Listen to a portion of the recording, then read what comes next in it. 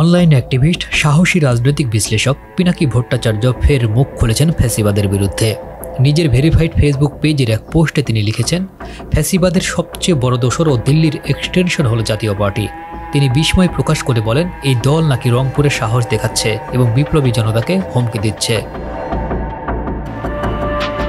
পিনাকি বলেন, এদের এত বড় সাহস হয় কেমনে? সরাসরি আহ্বান জানিয়ে তিনি লেখেন, এখন এদের বিষদাঁত ভেঙে দিন।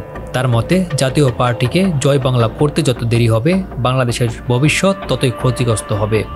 এই বক্তব্য ইতিমধ্যে সামাজিক মাধ্যমে ঝড় তুলেছে।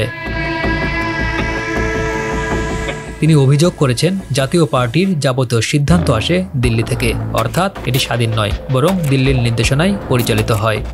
পিনাকির মতে, এ ধরনের দল বাংলাদেশের সার্বভৌমত্ব ও গণতন্ত্রের জন্য হুমকি। জাতীয় পার্টির এই ভূমিকায় তীব্র নিন্দা জানিয়েছেন হাজার হাজার মানুষ।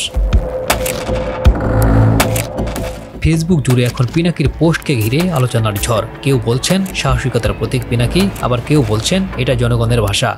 রাজনৈতিক বিশ্লেষকরা একাংশের মতে, এই প্রতিবাদ শুধু পিনাকির নয়, এ হচ্ছে মুক্ত চিন্তাধারার, এ হচ্ছে গণতন্ত্রকামী জনতার এক গর্জন।